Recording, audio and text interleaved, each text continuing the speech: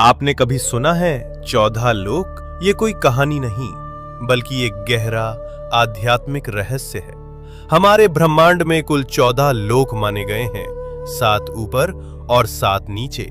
ऊपर के 7 लोक, इन लोकों में आत्मा ऊंचाई की ओर बढ़ती है, ज्ञान, शांति और मोक्ष की दिशा में। भूलोक, ये वो लोक है जहां हम सभी मनुष्य रहते हैं। इसे मृत्युलोक भी कहा जाता है, क्योंकि यहाँ जन्म और मृत्यु का चक्र चलता रहता है। भूवरलोक, ये लोक भूलोक और स्वर्गलोक के बीच स्थित है। ये ऊर्जा रूपों का क्षेत्र है जो भौतिक और दिव्य लोकों को जोड़ता है। स्वर्गलोक, देवताओं का लोक, जहां इंद्र और अन्य देवता निवास करते हैं। अच्छे कर्म करने वालों को मृत्यु के बाद इसी लोक में स्थान मिलता है, जहां सुख, संपत्ति और आनंद की अनुभूति होती है।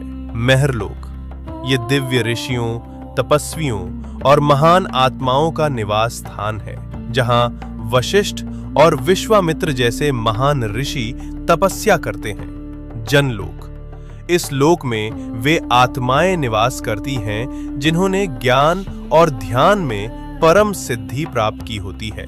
यहाँ के वासी ब्रह्मा जी की लीलाओं में लीन रहते हैं। तपलोक, अत्यंत शक्तिशाली तपस्वियों का स्थान, जो शरीर से परे केवल चेतना में स्थित होते हैं। ब्रह्मलोक, यह अंतिम लक्ष्य है, जहां केवल सत्य है, मोक्ष है और ईश्वर का साक्षात्कार होता है।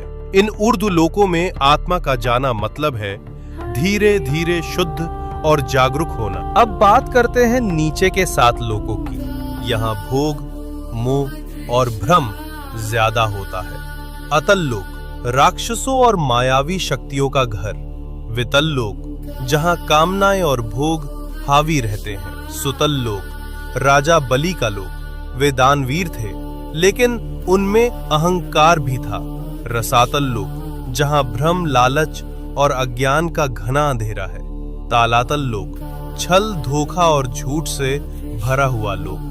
महातल लोक, जहां अंधकार और अहंकार का बोलबाला है। पाताल लोक, सबसे नीचे का लोक, तामसिक ऊर्जा और इच्छाओं का केंद्र। लेकिन इन सब का मतलब सिर्फ बाहरी दुनिया नहीं है। ये 7 लोक हमारे भीतर की नकारात्मक सोच और कमजोरियों का प्रतीक हैं। तो जब हम सच्चाई, भक्ति और सेवा में लगते हैं, हम ऊपर के लोकों से जुड़ते हैं, और जब हम लालच, मोह और गुस्से में फंसते हैं, हम नीचे गिरते हैं। सोच बदलो, लोक बदल जाएगा।